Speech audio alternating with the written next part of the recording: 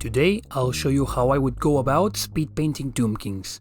But before that, I'll go over a couple of tips to have in mind if you are new to the hobby, since I've seen the release of the old world has attracted Vermintide and Total War fans into the tabletop hobby. One of the main elements of this army is the huge amount of bones you'll be painting, which actually simplifies the painting of the army as a whole as long as you have established an efficient and good looking way of going about it. Using a wash is a great way to get definition over all those details really fast. Alternatively, you can make use of contrast/speed paints. Whichever type you decide to use, look how while the product darkens down those shadows nicely and provides us with a lot of definition, it also darkens down the raised surfaces quite a bit.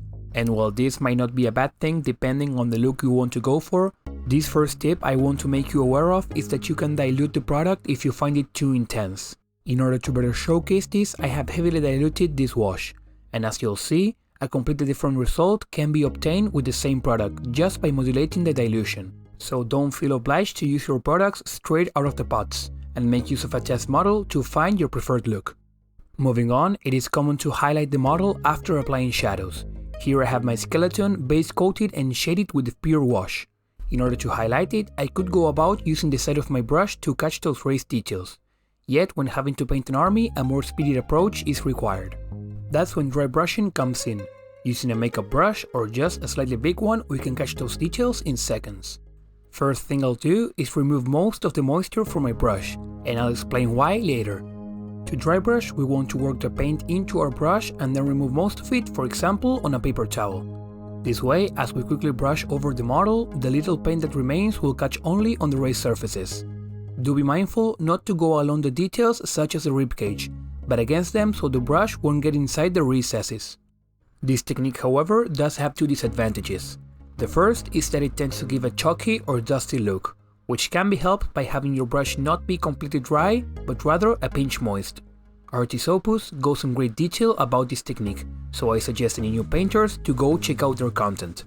The other disadvantage is that the technique is quite messy, and as you might have noticed, paint has catched on areas I've already worked on, like the gold and light blue details. So if you opt to go for this technique, go for it first before working on anything else. Final thing before I show you my method is about painting shields. After sticking masking tape to my hand 1 or 2 times to remove some of the stickiness, this can be used to make shields very interesting in a matter of seconds.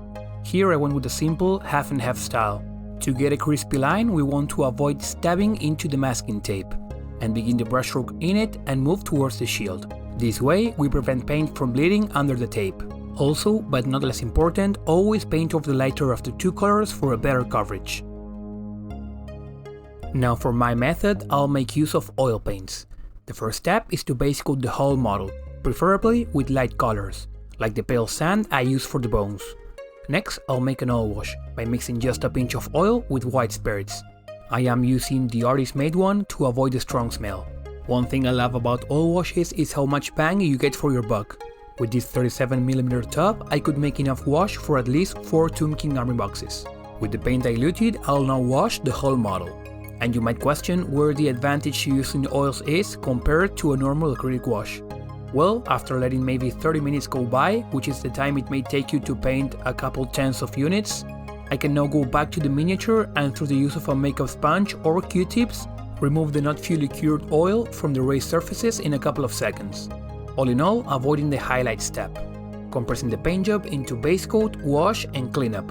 Using this same method, I've managed to get tens of models painted in a weekend, working in such a way where I'd base coat all the models one day and the next day do the washing and cleaning. With that said, here is the final result from up close. I hope the tips I gave are of use to you, and if you're an Old World fan, you can expect a lot more videos coming soon. If this short video left you with some questions, feel free to ask them in the comments and I'll get back to you soon.